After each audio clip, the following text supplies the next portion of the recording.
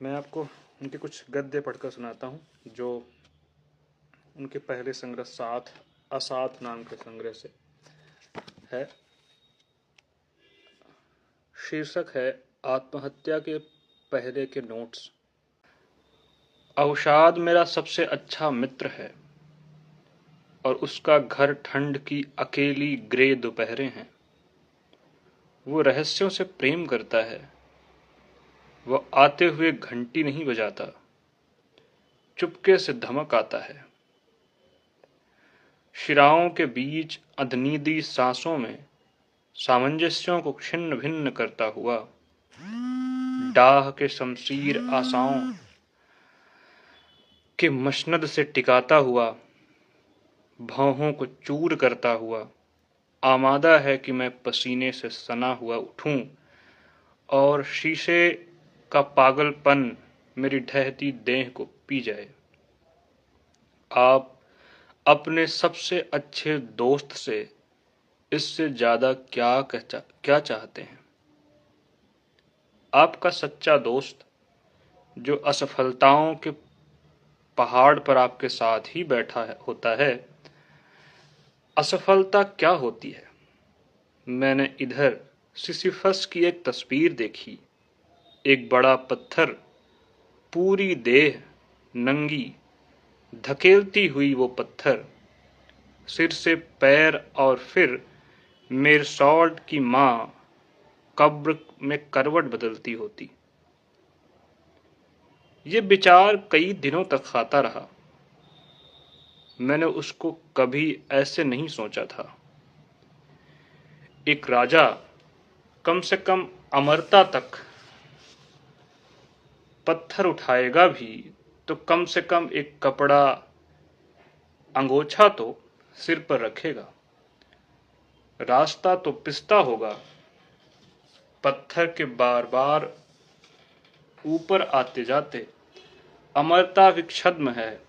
फिर तो क्या इसी का डर सिबिल को सदियों से डराता रहा? मुट्ठी भर धूल का डर।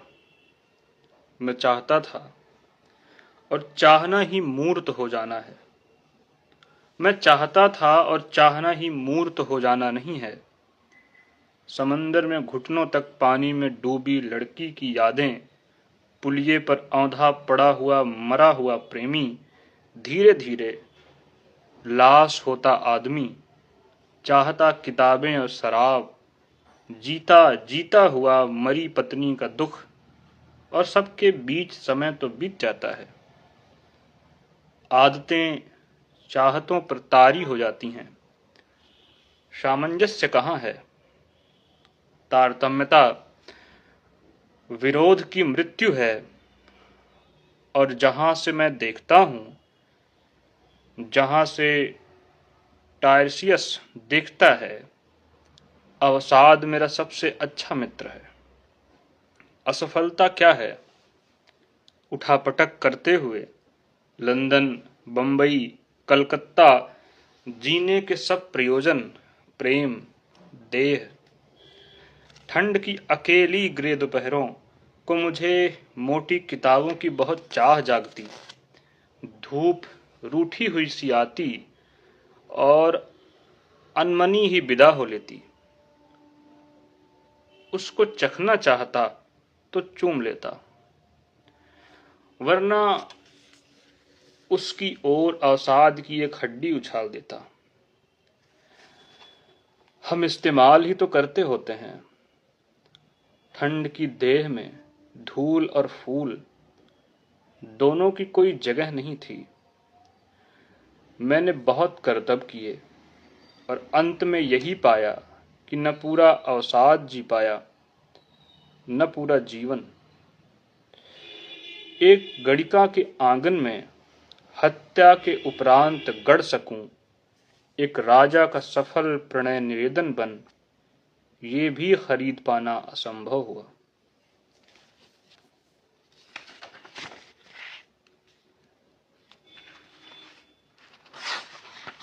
आपको एक कुछ और कविताएं सुनाता हूं। इन कविताओं का शीर्षक है झमेले और कविताएं, खत और आईने। पहला कवि जमीन तोड़कर बाहर निकला। वो दूसरी दुनिया थी, कोई और डिमेंशन, इधर से सब अलग। उसने जड़ों को तोड़ दिया, कुछ हरी जड़ों को भी, पर इस पाप के बाद ही उसको जीवन पदा था। उसने हवा में सांस ली और उसके फेफड़ों से स्वर निकले।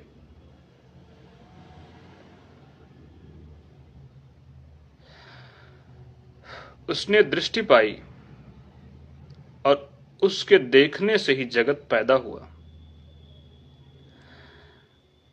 उसने सुनी आवाजें और ध्वनि का सृजन हुआ। ईश्वर एक परजीवी था जो कवि की देह में रहता था। कवि ने जब प्रेम किया, जीवन पैदा हुआ। सॉरी, माफ करिएगा। कवि ने जब प्रेम किया, जीवन पैदा हुआ। सब अपनी स्थूलता में, अपनी जड़ता के साथ पैदा हुआ था। भाषा में कवि ने जब अपने लिए जमीन खोदी तो जमे हुए में कंपन हुआ। एक जादुई घटना। कहाँ थी यह साधारण सब कुछ?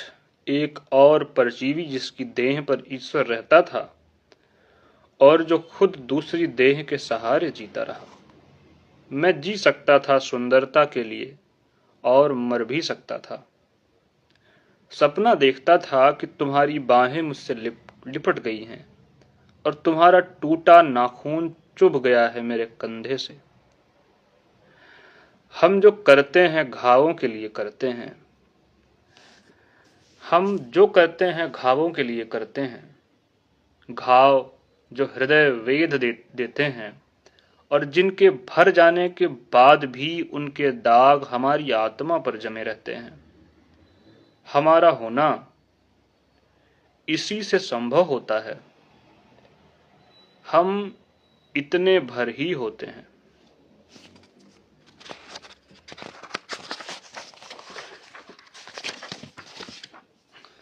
बेकार कम पढ़ी जाने वाली कविताओं में सबसे अच्छा ये होता है कि ना शुरुआत के बारे में ज्यादा सोचना पड़ता है, ना अंत के बारे में। जिंदगी में भी ऐसा ही कुछ है शायद। आप याद करते हैं, आप सीखते हैं, आप सहेजते हैं, आप भूल जाते हैं और आप फिर, ऐसा लोग कहते हैं, पक्का पता नहीं, सब याद करते हैं। जिंदगी माने याद करना, भूल जाना, फिर याद करना। बहुत कुछ होता है भागदौड़ में। बर्फ की शिल्लियों से घिरा हुआ शरीर शायद सबसे ठंडी चीज है और बगल में बैठकर रोते हुए आदमी के आंसू सबसे गर्म। तकिया लगाए मौत पर लिखी तुम्हारी कविता के बारे में सोचते हुए और छत ताकते हुए लगता है कि आदमी की सब परेशानियां और पूरी की पूरी दुनिया बस इन दोनों के बीच ही कट रही है। आगे का हिस्सा है। फिर याद आया न रो पाना, फिर याद आया पागलपन और शहर के किसी दूर के कोने में एक पार्क में गीले घास की छुअन का रात रात भर परेशान करना। कविता ने बचा लिया इन सब से। हिचकियां आ जाएं तो पानी पी लो। दुनिया की सबसे गर्म चीज को दुनिया की सबसे ठंडी चीज में बदलने दिया भीतर, तो जो कोहरा जमेगा उससे पार कैसे पाओगे? कविताएं बेफिक्र, तुम सिरहाने और मिजाज और ज्यादा आवारा। दिन दिन भर लोगों के पीछे भागने और उनको ये समझाने की कोशिश करने के बाद कि जो लिटरेचर है उसका दुनिया की परीक्षाओं से क्या वास्ता। याद आया कि हम लोग सिखा पाते हैं इसलिए नहीं कि उन्हें नहीं आता, इसलिए कि दिल सुनता नहीं सबकी। तो चांद का कोटा बस अपने भर, और तुमसे जो कहना है सुनाने की जरूरत नहीं। कोई कह के गया कि जब तक जान न जाए मत लिखो। एक साहब को इधर पढ़ा, वो कहते हैं कि आदमी अपने लिए या कविता के लिए तो कविता करता ही नहीं। पता नहीं, एक साहब तो यहां तक कहते हैं कि आधुनिक हिंदी का कविता से क्या वास्ता। इसका आखिरी हिस्सा पढ़ रहा हूं।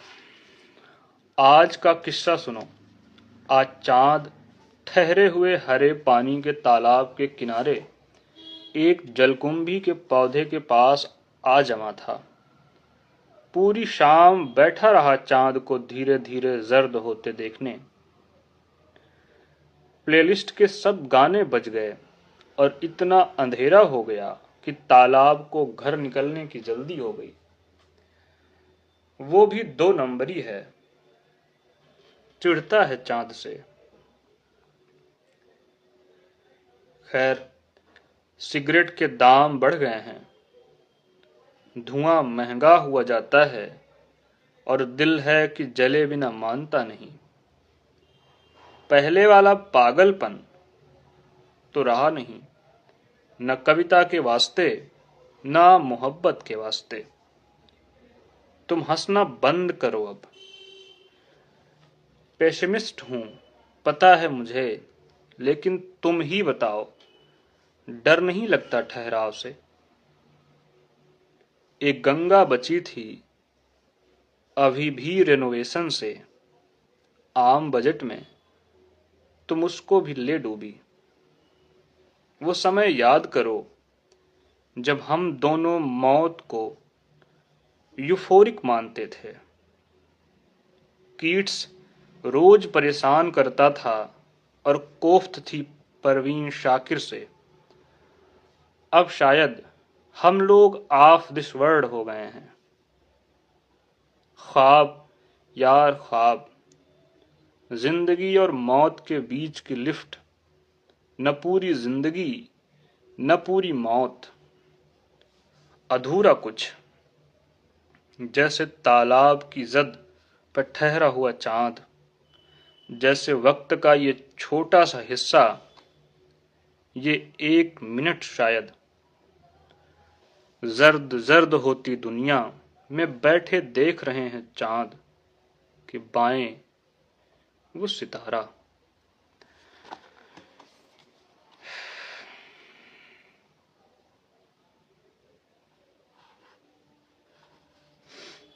एक कविता और उसके बाद फिर शायद आप करते हैं पढ़ने का मन। जिंदगी के आगे। जिंदगी की कितनी रातें यूं ही बिसर जाती हैं। बिसरना कितना सुंदर शब्द है। ध्वनि कितनी कारुणिक, इसका संगीत कितना सूक्ष्म। बहाव के साथ सा और रा के बीच तो बिसर जाता है ना सब कुछ। जो असंख्य रातें, ऐसी असंख्य रातें जो तुमने रोते हुए गुजारी, ऐसी एक एक रात जब तुम डूब गए होते घने अवसाद में और बाहर आने की वजह नहीं होती अगर तुमको अपनी प्रेमिका के दाहिने कंधे को दी हुई कसम याद नहीं होती। जब तुम प्यार के लिए जिंदा ही नहीं थे, जब तुम प्यार के लिए ही जिंदा थे, किसी की गर्दन और कंधे के बीच अटखेलियों का पासा फेंकते हुए, जिंदगी का जुआ बनते हुए, कहाँ चिन्हित याद रहती है एक रात से अलग कोई दूसरी रात, एक जिंदगी से अलग दूसरी जिंदगी, एक देह से दूसरी देह, गंध के सब सुर गंध भर, स्पर्श के संगत स्पर्श भर। जो तुम थे कल आज तुम कहाँ हो, जैसे रातें स्वतः लगती हैं बिछोह भी, कि एक राग में मेरे भीतर बजते हैं दोनों देर देर तक। ये कविताएं कवि अंचित की कविता संग्रह साथ असाथ से थी।